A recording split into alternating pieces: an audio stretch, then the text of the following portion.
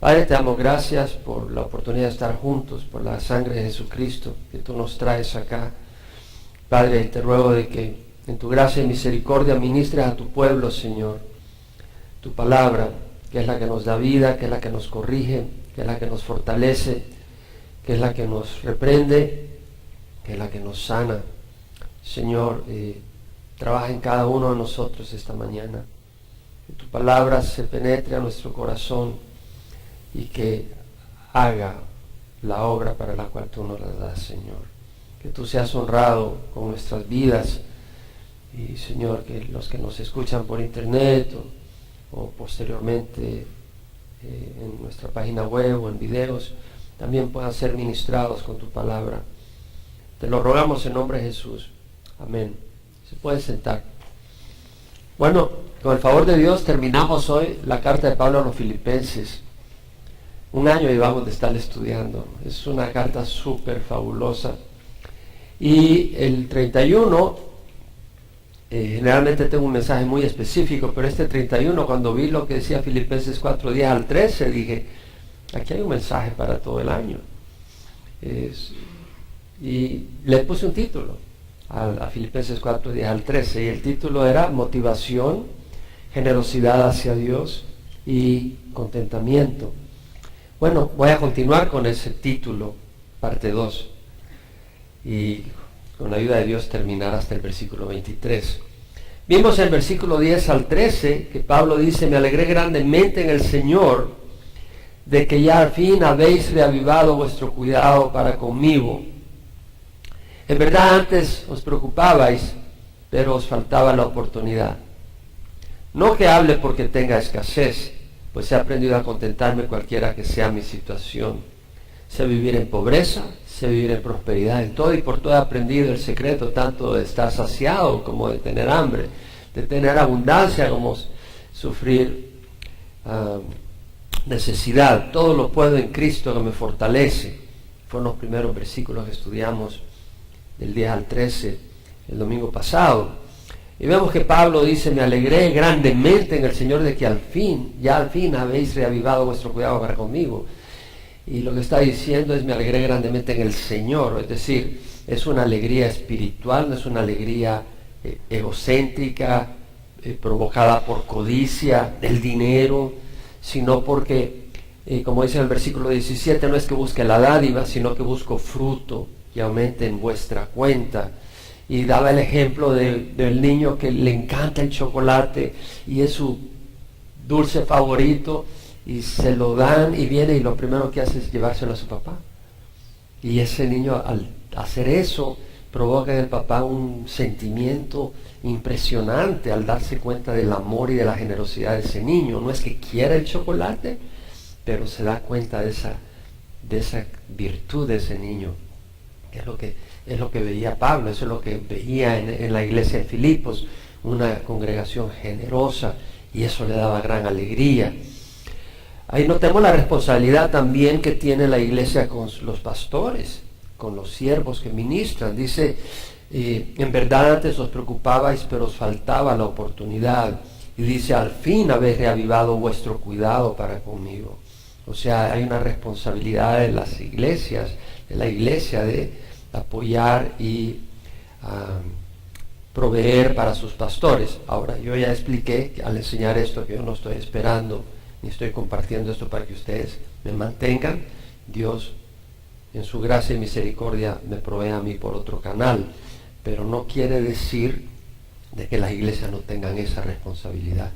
Y Pablo mismo se lo dijo a la iglesia de Corinto, yo no recibo de ustedes, le dijo, y no voy a permitir que nadie me prive de esa libertad, de esa bendición, pero tienen responsabilidad las iglesias. Entonces nosotros, como le he mencionado, la responsabilidad la llevamos a cabo a través de apoyar el ministerio misionero, que este siervo de ustedes y sobre todo del Señor dirige en los viajes a llevar la palabra, porque hay mucha necesidad. De hecho, esta semana me invitaron a una universidad en Chile, a la Universidad en Valparaíso, y me han invitado a Perú, y me han invitado al Ecuador a una iglesia que quieren hacer un seminario. Hay mucha necesidad por todos lados. Entonces esta iglesia, nuestra congregación, tiene esa obligación de compartir con otras personas en otros lugares. Esa es la gran comisión. Ahora, veamos que Pablo dice: me alegré grandemente en el Señor de que al fin hayas reavivado vuestro cuidado conmigo, no que hable porque tenga necesidad o porque tenga escasez. He aprendido a contentarme, pero mira lo que dice: me alegré grandemente en el Señor de que al fin habías reavivado vuestro cuidado para conmigo. En verdad antes os preocupabais, pero os faltaba la oportunidad. Entonces vemos que Pablo habla de la oportunidad. Es una oportunidad. Y qué hermoso ver que nosotros, cuando ofrendamos en la iglesia, estamos aprovechando la oportunidad.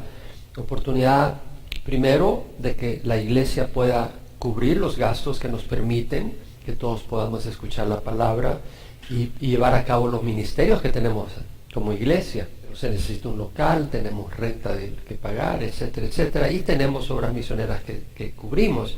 Entonces es una oportunidad de sembrar para cosechar fruto eterno. Es una oportunidad de participar en la obra de Dios. Es una oportunidad de compartir y refrescar a los siervos de Dios. Es una oportunidad de participar en los costos que permiten llevar el evangelio de vida eterna a otros lugares. Es una oportunidad de participar en la provisión de alimentos, Biblias, literatura y transformar vidas para siempre. Entonces, es una oportunidad de participar. Cuando tú participas económicamente, tú estás apoyando. Ahora, Pablo, su alegría era no codicia, no era motivado por codicia. Entonces vemos la importancia de la motivación. ¿Qué es lo que nos motiva cuando decimos algo? ¿Qué es lo que nos motiva al dar? En fin. Ahora Pablo dice: no que hable porque tenga escasez, pues he aprendido a contentarme cualquiera que sea mi situación. O sea, Pablo no está diciendo eso porque sufría escasez, aunque sí sufría escasez, estaba en arresto domiciliario, y obviamente que el Imperio Romano no le iba a dar carne asada todas las mañanas, le iban a dar lo mínimo para que apenas sobreviviera. Y vemos que Pablo no da aquí un discurso de prosperidad económica, como en muchas iglesias. Pablo les está diciendo: no, yo he aprendido a contentarme cualquiera que sea mi situación. Sé vivir en pobreza y sé vivir en prosperidad. ¿Cómo pudiera saber vivir en pobreza si no ha pasado por pobreza? He aprendido a contentarme cualquiera que sea mi situación. He aprendido el secreto tanto de estar saciado como de tener hambre, de tener abundancia como sufrir necesidad. ¿Cómo puede aprender a tener hambre si no ha tenido hambre? O sea, vemos de que el siervo de Dios pasa por dificultades. Algunos pasan por unas dificultades, otros por otras, pero siempre hay dificultades. Eso de que del evangelio de prosperidad, de que si eres hijo del rey, de reyes nunca vas a sufrir alguna necesidad, esa es pura mentira. Pablo no le dice: porque eres hijo del rey, de reyes vas a ser millonarios. Esa no es la meta del cristiano. Pablo habla de contentamiento y vemos que es un proceso de aprendizaje. Pablo dice: aprendido. Y luego dice: todo lo puedo en Cristo que me fortalece. Eso lo estudiamos el domingo pasado, pero es un preámbulo para lo que continúa. Porque lo que continúa no está desligado de esto. Entonces Pablo dice en el versículo 14: sin embargo, habéis hecho bien en compartir conmigo en mi aflicción. Es interesante las palabras que usa Pablo acá. La palabra compartir conmigo es sukoinoneo, y quiere decir tener comunión, compañerismo, ser copartícipe, coparticipar con otros en algo, tener compañerismo en algo. En el inglés la New American Standard dice to share with me in my affliction. La New International Version: it was good for you to share in my troubles. To share, ser un partícipe, un socio, alguien que tiene una parte en algo. Y la palabra sukoinoneo viene de sun, que quiere decir en asociación, en compañía, en unión, y koinoneo, que viene koinonía, que quiere decir entrar en compañerismo, ser copartícipe, socio. Y en este caso es participar en las necesidades de otros, tomándolas como propias conjuntamente y ayudando a solventarlas. O sea, cuando el sukoinoneo quiere decir de que Pablo está diciendo: ustedes, al compartir conmigo, la palabra ahí compartir es ver la necesidad de alguien y hacerla tuya, ser compañero de esa necesidad, entrar en el barco con esa persona, entrar en asociación con esa persona y decir, tu problema es mi problema, tu situación es mi situación y mis recursos son tus recursos para esta situación, te vamos a ayudar porque estoy contigo. Entonces vemos que la compasión tiene que ir acompañada de acción. La compasión que no va acompañada de acción es meramente observación y eso trae juicio de Dios. ¿Por qué? Porque somos insensibles a la necesidad de otros. Entonces vemos acá el compartir conmigo la palabra que usa Pablo y luego dice en mi aflicción, clipsis, y esa palabra se traduce en el griego, quiere decir aflicción, problema, angustia, persecución, carga, y su significado es presión, una situación opresiva, una situación angustiante. Aquellos que dicen que el cristiano nunca pasa angustias, que eso es absurdo, están equivocados. Pablo dice, habéis hecho bien en compartir conmigo en mi aflicción. Pablo estaba pasando momentos difíciles, estaba en arresto domiciliario. No tenía libertad, estaba en cadenas. Estaba que le podían cortar la cabeza ante el juicio que le hicieran en la audiencia con el emperador. En esa ocasión no se la cortaron, unos cuantos años después, 4 años después sí se la cortaron. En esa ocasión la dejaron ir, pero después lo volvieron a arrestar y en esa ocasión matar. El evangelio de prosperidad que se predica en algunas iglesias y en muchos lugares de Latinoamérica no tiene bases bíblicas. Es un evangelio alimentado por la codicia. Claro, es el evangelio que la mayoría de la gente quiere oír y muchas veces esas iglesias son populares por eso. Pero ¿qué dice Jesús? En Lucas 9, 57 al 58, mientras ellos iban por el camino, uno le dijo, te seguiré a donde quiera que vayas. Y Jesús les dijo, las zorras tienen madrigueras y las aves del cielo nidos, pero el Hijo del Hombre no tiene a dónde recostar su cabeza. Entonces, ¿acaso nosotros somos superiores que el Señor? No lo somos. No podemos decir nosotros, no, a mí no me toca sufrir. Si el Señor decide que tu camino va a ser de dificultades económicas, esa es su decisión. Tú no puedes decir, a mí no, Señor, si el Señor Jesucristo le tocó. En Juan 16:33 Jesús dijo, en el mundo tenéis tribulación, pero confiad, yo he vencido al mundo. Él dijo, tenéis tribulación, va a haber tribulación. En Hechos 14 del 19 al 22 tenemos la narración de Lucas sobre los eventos en el primer viaje misionero de Pablo. Pablo en el primer viaje misionero en el 47 y 48 va a la zona de Turquía actual, en la área de Galacia, la provincia de Galacia, al sur centro-este de lo que es Turquía ahora, y establece iglesias en Antioquía de Pisidia, Iconio, Listra y Derbe. Cuando llega a Listra, lo apedrean y lo dejan por muerto afuera de la ciudad. Pero luego Pablo se levanta y continúa llevando el evangelio a Derbe y luego regresa a Listra. Te digo, si a mí me apedrean en un pueblo, yo no estoy seguro que regrese a predicarle a ese pueblo.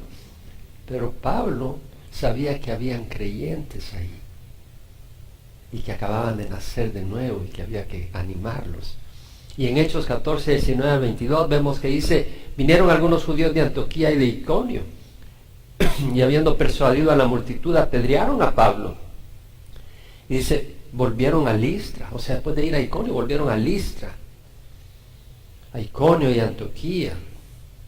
O sea, después de Derbe vinieron a Listra, a Iconio y Antioquía, y fortaleciendo los ánimos de los discípulos, exhortándolos a que perseveraran en la fe y diciendo, es necesario que a través de muchas tribulaciones entremos en el reino de Dios. Entonces, el camino es de tribulaciones, es de dificultades. En 2 Timoteo 3:12, Pablo dice, en verdad todos los que quieren vivir piadosamente en Cristo Jesús serán perseguidos. Va a haber persecución. Muchas veces empieza en la casa la persecución, los de tu familia. En 1 Timoteo 6:3 al 5, Pablo claramente expone a lo que vemos ahora y que obviamente ocurría en esos días. Pablo dice, si alguno enseña una doctrina diferente, y hoy cómo se enseñan doctrinas diferentes, y no se conforma a las sanas palabras, las de nuestro Señor Jesucristo, y a la doctrina que es conforme a la piedad, está envanecido y nada entiende. Hombres de mente depravada que están privados de la verdad, que suponen que la piedad es un medio de ganancia. Entonces el Evangelio no es un medio de ganancia, no es un instrumento para alimentar la codicia. El Evangelio tiene como propósito llevarnos a Jesús, darnos vida eterna y entrar el Espíritu Santo a nuestras vidas para moldearnos a la imagen de nuestro Señor Jesucristo. No es para alimentar la codicia y decir, ahora vamos a ser millonarios. Sin embargo, habéis hecho bien. ¿Por qué hicieron bien? Porque es una obligación de los creyentes apoyar económicamente y preocuparse por las necesidades físicas de quienes les comparten la palabra. ¿Por qué habéis hecho bien? Porque es una prueba de que amaban a quienes le daban la palabra de Dios. Y era una prueba de que amaban la obra de Dios. Y por eso no solo decían qué bonito, pero apoyaban económicamente la obra de Dios. Muy bonito decir qué bonito, nos gusta la enseñanza, pero luego no querer apoyar la obra misionera para otros lugares. Eso es una fe vacía, es una fe muerta. Versículo 15 al 16. Pablo dice, vosotros mismos también sabéis, filipenses, que al comienzo de la predicación del Evangelio, después de que partí de Macedonia, ninguna iglesia compartió conmigo en cuestión de dar y recibir, sino vosotros solos. Porque aún en Tesalónica enviasteis dádivas más de una vez para mis necesidades. Entonces vemos acá que Pablo está diciendo, hey, ustedes, cuando comencé a predicar el Evangelio, es decir, en la zona de Macedonia, en Filipos, que era en Macedonia, la parte de Europa oriental, arriba de Grecia, en la parte norte de Grecia, vemos que dice, después de que partí de Macedonia, ninguna iglesia compartió conmigo en cuestión de dar y recibir, sino vosotros solos. O sea, la iglesia en Filipos mandó ofrenda. Pablo establece la iglesia en Filipos, de Filipos va a Tesalónica, después a Berea, después a Atenas y después a Corinto. Pero cuando sale Filipos y a Tesalónica, inmediatamente la iglesia de Filipos manda ofrenda para apoyar a Pablo y la obra que está haciendo Dios a través de Pablo, para que Pablo no tuviera que trabajar y pudiera dedicarse a enseñar la palabra. Entonces vemos acá de que esa iglesia, aunque otras iglesias no participaran, ellos participan. Ellos no dicen, bueno, y la iglesia de la esquina está ayudándonos. Eso no es lo que les importaba. Ellos entendían que tenían una responsabilidad. ¿Qué dijo Jesús? Ir pues y hacer discípulos de las naciones, bautizándolas en el nombre del Padre, del Hijo y del Espíritu Santo y enseñándole a guardar lo que os he mandado. ¿Qué dijo nuestro Señor? O sea, de ir y hacer discípulos, esa es nuestra responsabilidad. En Hechos 1:8, recibiréis poder cuando el Espíritu Santo venga sobre vosotros y seréis mis testigos en Jerusalén, en toda Judea y Samaria, hasta los fines del mundo, hasta los confines del mundo. O sea, el Señor nos está enviando a llevar el Evangelio a otros lugares. Esa es una responsabilidad nuestra. Nosotros recibimos acá la palabra de Dios, tenemos que llevarla. Yo recibí al Señor en Georgia, pero recuerdo cuando vine cuando el Señor me trajo a Calvary Chapel, Costa Mesa, que me trajo milagrosamente. Yo ni jamás había oído hablar de Calvary Chapel. Yo no sabía nada, el Señor milagrosamente me llevó a esa iglesia. Recuerdo que los domingos, o durante la semana, durante la adoración, yo me movía, mi corazón se movía y decía, Señor, ¿cuándo vas a enviar esto a Latinoamérica? Con lágrimas, pues estaba emocionado, alabando al Señor. Decía, qué linda la alabanza, qué libertad de adoración, qué orden el que hay, qué buena enseñanza. ¿Cuándo vas a llevar esto a Latinoamérica? Y Calvary Chapel en ese tiempo estaba enviando la obra misionera a Europa, antes que cayera la cortina de hierro. Estaba yendo para allá y decía, ¿cuándo lo vas a llevar a Latinoamérica? Yo no sabía que Dios me iba a usar a mí, entre otros que está levantando. Pero un día el Señor me tocó y dijo, yo te quiero usar a ti. Y cumplió la palabra profética que recibí en Guatemala, cuando estaba en el 86 en Guatemala. en 2 ocasiones me dieron palabra profética que Dios me iba a usar para llevar el Evangelio a varias naciones. Hemos ido a 12 países personalmente. Y con la ayuda de Dios este año iremos a un 13º país donde personalmente compartimos la palabra. Dios nos ha llevado. Hay un llamamiento. Ahora, Pablo dice en versículo 17, no es que busque la dádiva, sino que busco fruto que aumente en vuestra cuenta. Entonces vemos que la motivación de Pablo no es el dinero, es la madurez de los creyentes. Pablo no medía su éxito con dinero. Oh, mi iglesia es grande porque la ofrenda es enorme. ¿Sabes cuánto recogemos cada domingo? La iglesia de la Odisea era una iglesia rica económicamente, pero espiritualmente pobre. La riqueza económica no define la iglesia. Y en los tiempos de Pablo había gente que comerciaba con la palabra de Dios. En 2 Corintios 2, 14 al 17, Pablo dice, pero gracias a Dios que en Cristo siempre nos lleva en triunfo y que por medio de nosotros manifiesta en todo lugar la fragancia de su conocimiento. De eso se trata, de que se conozca a Jesús, no de que haya dinero. Pero gracias a Dios que en Cristo siempre nos lleva en triunfo y que por medio de nosotros manifiesta en todo lugar la fragancia de su conocimiento, porque el fragante aroma de Cristo somos para Dios, entre los que se salvan, entre los que mueren. Para unos somos olor de muerte para muerte y para otros olor de vida para vida. Fragante aroma de Cristo somos para Dios, entre los que se salvan y entre los que se pierden. Para unos olor de muerte para muerte. ¿Para quiénes? Aquellos que rechazan la palabra. El Evangelio es una peste, pero están muriendo ellos. Y para otros olor de vida para vida. Para otros el Evangelio los trae a vida. Es un olor agradable. Y para estas cosas, ¿quién está capacitado? Dice Pablo, porque no somos como muchos que comercian con la palabra de Dios. No somos como muchos que comercian. En los tiempos de Pablo había muchos que lo que hacían era negocio con la palabra de Dios. Pero nosotros con sinceridad, como de parte de Dios, y ante Dios os hablamos en Cristo. Entonces Pablo dice, no, nosotros no estamos comerciando. Y el llamado que tenemos, no somos capaces. ¿Quién está capacitado? Pero el Espíritu nos capacita. Pero no estamos comerciando, sino como de parte de Dios y delante de Dios. Estamos en la presencia de Dios. Os hablamos en Cristo, estando en Cristo. Ese es nuestro llamado, es lo que dice Pablo. Ese es un llamado, de eso se trata. Hay que tener cuidado de que no se entre en la iglesia el espíritu de comercialización. A veces los ministerios de alabanzas, y van a los estadios y los llenan y sacan un puño de dinero. Y la gente se hace millonaria. Y yo no sé, yo recuerdo en una ocasión en un país de Centroamérica iban a llegar unos cantantes de adoración famosos. Pero son gente que me encanta sus alabanzas. Y iban a ser en este estadio. Y los asientos de adelante costaban más que los de atrás.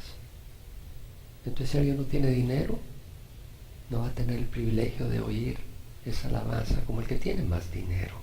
¿Desde cuándo el dinero hace una diferencia para recibir el Evangelio? O sea, si yo tengo dinero, yo puedo estar enfrente ahí.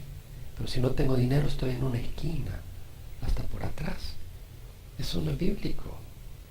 Tenemos que tener cuidado en ese espíritu. Nosotros nuestra literatura la damos gratis. Pedimos una ofrenda. Pero si no tienes, ahí te lo damos. ¿Por qué? Porque si todo te lo damos gratis también, hasta lo agarras porque... Bueno, en cierto país donde producimos literatura hemos descubierto que hay gente que lo agarra y después lo revende. Y nos duele. Siempre va a haber gente. No hubo un Judas. A donde ustedes saben que he ido varias veces. Han habido personas que han comprado nuestro material. Lo han comprado. ¿Cómo lo han comprado? Sí, lo hallamos en un lugar público y ahí lo compramos, no lo vendieron. Algunas personas que lo tienen, después que lo usan, lo venden. Siempre va a haber gente abusiva, siempre va a haber gente afectada por la codicia. Eso no lo puedes evitar, pero Dios juzga todo. Y tenemos que tener cuidado porque Jesús se llenó de ira contra los que convirtieron el templo en una oportunidad de hacer dinero. Ustedes saben que en el Vaticano, la Basílica de San Pedro y la Basílica de San Pablo son enormes. ¿Sabe con qué se pagó? Con indulgencias. Fue lo que saltó Martín Lutero. ¿Con qué indulgencias? Decía, si tú das dinero, vas a sacar a tu tío del infierno. Ah, pues déjalo ahí mejor. No, pero decía así. O sea, si das dinero, vas a sacar a tu papá del purgatorio. Y ya daban dinero para sacar a su papá, a su abuelo, a su tía, a su hermano del purgatorio. Y así, por eso Martín Lutero se rebeló. Y así fundaron y establecieron estas grandes basílicas. Pero mira que dijo Jesús cuando entró al templo. Dice, la Pascua de los judíos estaba cerca y Jesús subió a Jerusalén, Juan 2, 13 al 17, y encontró en el templo a los que vendían bueyes, ovejas y palomas. Entiende de que había que sacrificar en el templo bueyes, ovejas, palomas. Pero ellos decían, habían hecho un sistema donde si tú traías tu buey, no, ese tiene defecto. Entonces mejor véndelo afuera. Y aquí, y con un poquito más de dinero, si vendes unos dos, tal vez compras uno acá. Y te vamos a vender uno, pero perfecto. Y le daban comisión y hacían. Y lo mismo las ovejas y palomas. Y a los que cambiaban dinero ahí sentados, porque decían, no, el dinero de afuera, eso es inmundo. Tienes que usar el dinero nuestro del templo. Y entonces, ahí también te sacaban dinero. ¿Y qué es lo que hizo Jesús? Hizo un azote de cuerdas. Un azote de cuerdas. Y echó a todos fuera del templo con las ovejas y los bueyes. Imagínate, Jesús se enojó. Y desparramó la moneda de los cambistas. Tiró las mesas, hermano. Eso es enojo. Jesús estaba enojado. No dijo, déjame mover tu mesita. No. La tiró, agarró el látigo y empezó a latigar por todos lados, a sacar a la gente de ahí, a los que compraban y a los que vendían. Y dijo a los que vendían palomas, quitad esto de aquí, no hagáis de la casa de mi padre una casa de comercio. Sus discípulos se acordaron de que estaba escrito, el celo por tu casa me consumirá.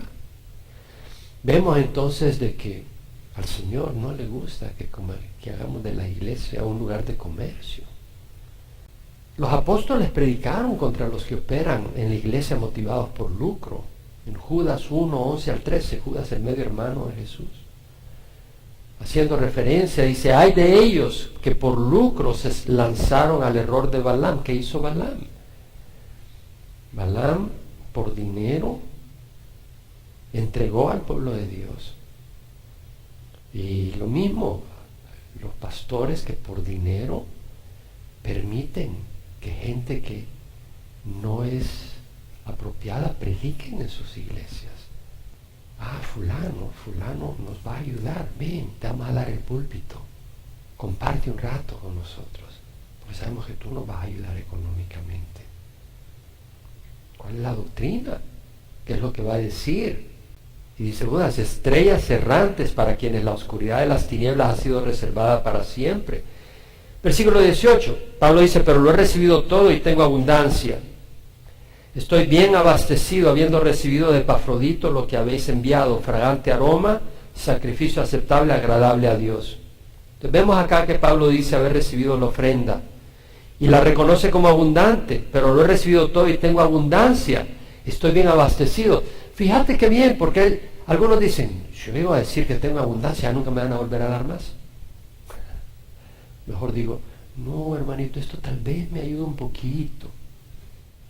No, Pablo dice, gracias, un corazón agradecido. Hay ministerios, pastores y misioneros que si das una ofrenda, rápido buscan que le den más. ¿Ya le diste una ofrenda? Ah, tal vez me va a dar más.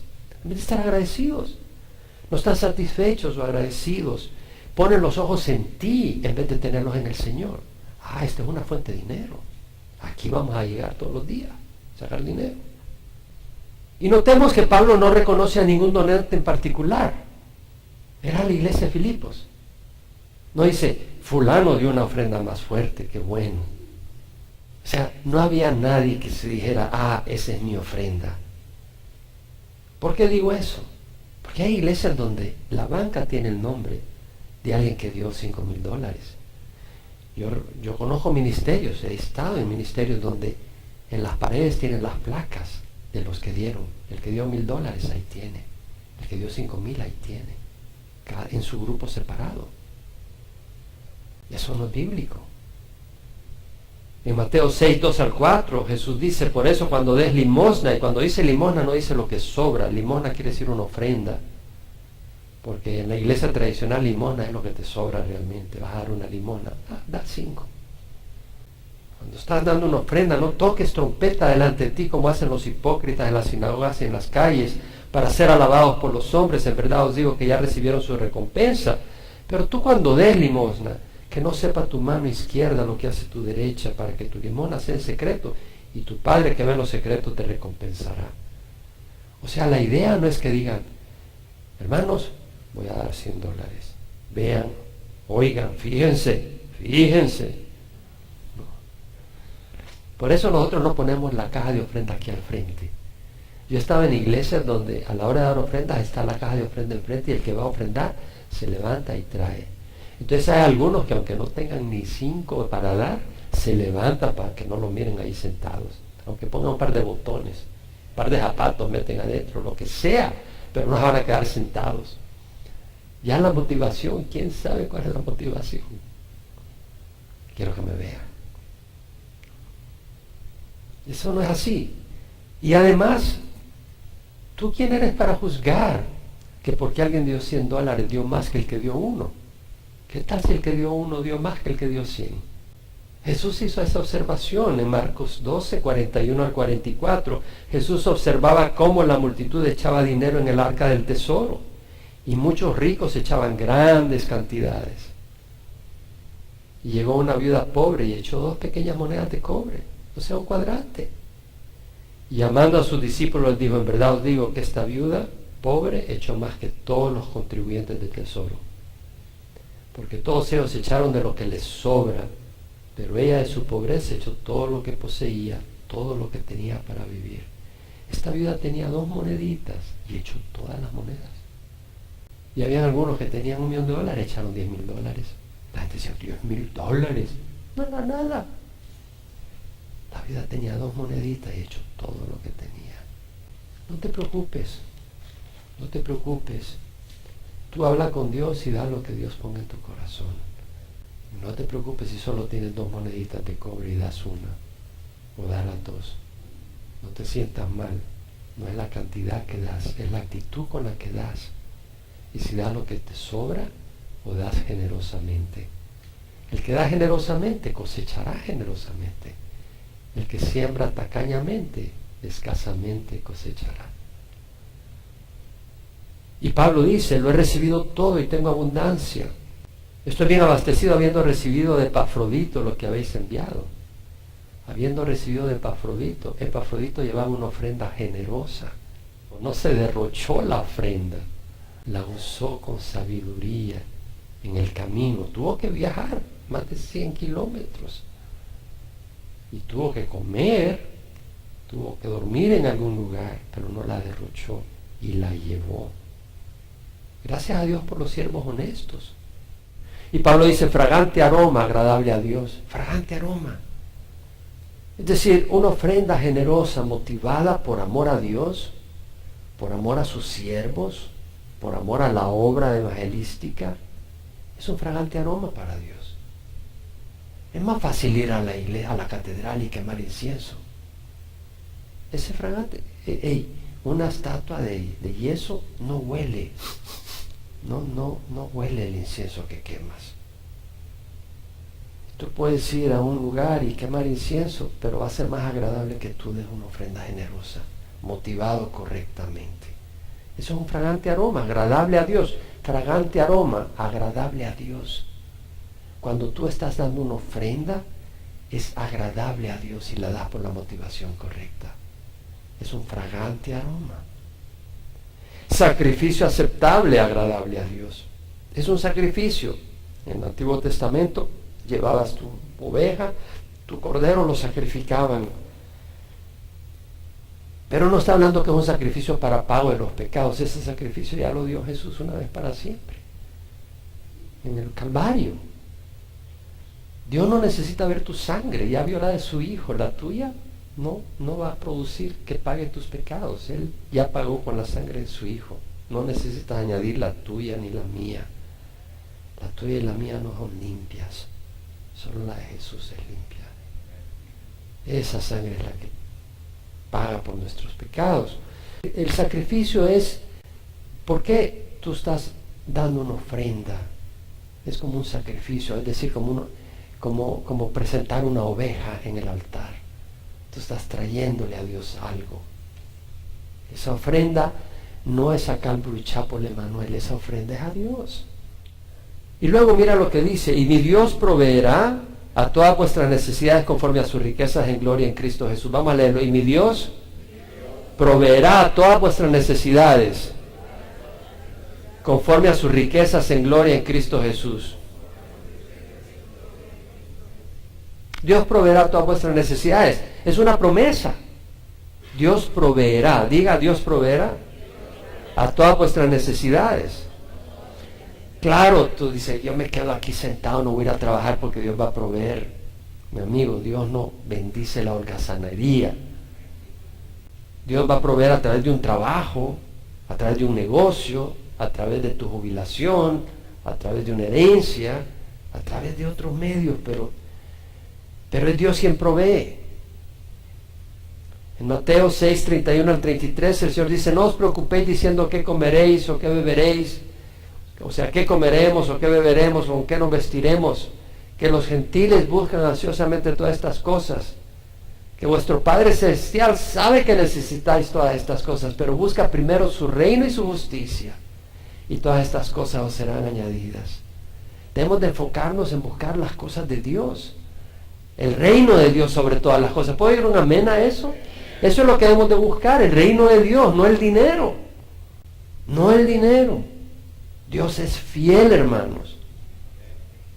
Yo en el 2001 dejé mi trabajo y no sabía cómo me iba a sostener, honestamente. Pero sabía que Dios me había dicho que lo dejara. Y el día que yo presenté mi carta de renuncia, ese día yo abría una Biblia en la mañana y había una tarjeta de un amigo que se volvió misionero en China, que decía: Jaime, en el tiempo de Dios vas a dejar tu trabajo. El día que iba a presentar mi renuncia. Y esa tarjeta me la había mandado como hace 4 años antes, y esa Biblia particular nunca la había abierto, tenía mi propia Biblia, pero ahí tenía, como tengo tantas. Me dio por abrir esa. Dios sabe, y de ahí Dios me ha provisto. Más de lo que necesito. Dios me ha provisto, o sea, Dios es fiel, hermanos. Dios es fiel. Hay otros que agarran el dinero y quedan en la calle por codicia. Lo administran mal, se le viene abajo la economía. Dios provee. Ahora, mira que dice: Dios proveerá todas vuestras. No dice caprichos. No dice caprichos. No, yo quiero un Lamborghini. Yo quiero un Tesla. Dios mío, dame un Tesla. Entonces en Santiago 4:3, Santiago dice: pedid y no recibís, porque pedís con malos propósitos para gastarlo en vuestros placeres. No quiere decir que no puedas disfrutar una carnita asada, o tener una casa, o tener un carro, pero hermano, no gastes $40,000 en un carro. Creo que eso no es de Dios. Entre tú y Dios.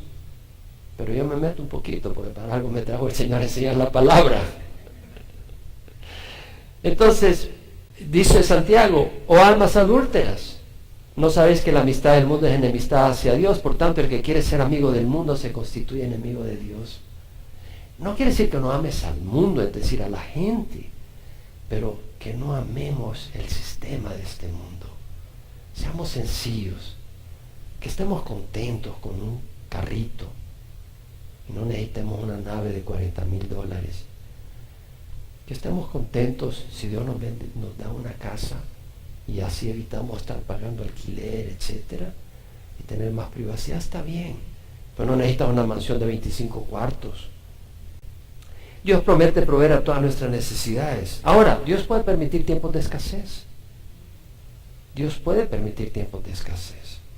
¿Por qué? Para probar nuestra fe, para mostrar que nuestra fe es genuina, para mostrarle a otros el verdadero evangelio, que estamos poniendo los ojos en el mundo futuro, no en el presente, que si estuviéramos poniendo en el presente, no aceptaríamos de Dios la escasez, pero porque lo tenemos en el futuro, sabemos que la escasez es una oportunidad para glorificar a Dios en la escasez. Y dice, conforme a sus riquezas en gloria en Cristo Jesús. Qué tan rico es Dios. Él hizo el mundo, el cielo y la tierra, las estrellas, el sol, la luna, todo. Dios lo hizo. Entonces Él es dueño de todo. Pues estaba leyendo, tengo que meter algo de creación y evolución. Los evolucionistas no saben, las estrellas no pueden producir oro.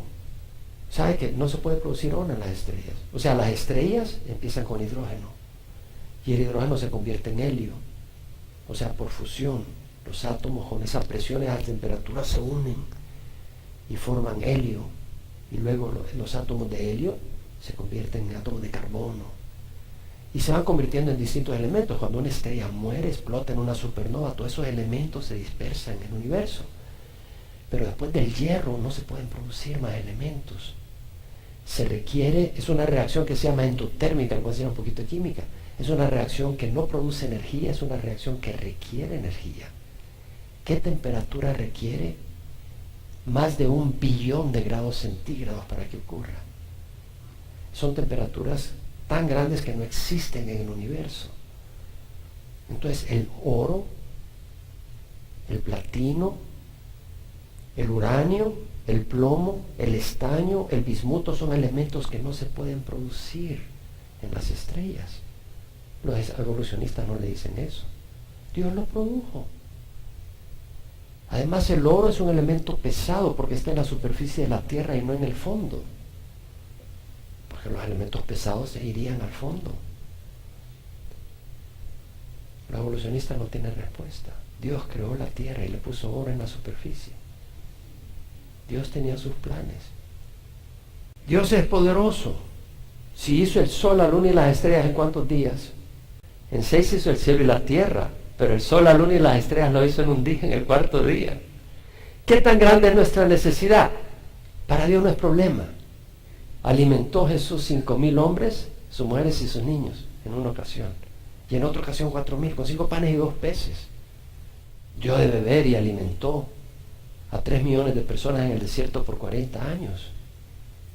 Por 40 años. Sacó agua de la roca. Dios es poderoso. Entonces dice, mi Dios proveerá todas vuestras necesidades conforme a sus riquezas en gloria en Cristo Jesús. Dios proveerá a todas vuestras necesidades conforme a sus riquezas en gloria en Cristo Jesús. Ahora, algunos tienen que trabajar duro para lograr esas necesidades que se suplan, pero ahí está mostrando que diligencia, dedicación, que no son personas perezosas, conforme a sus riquezas en gloria.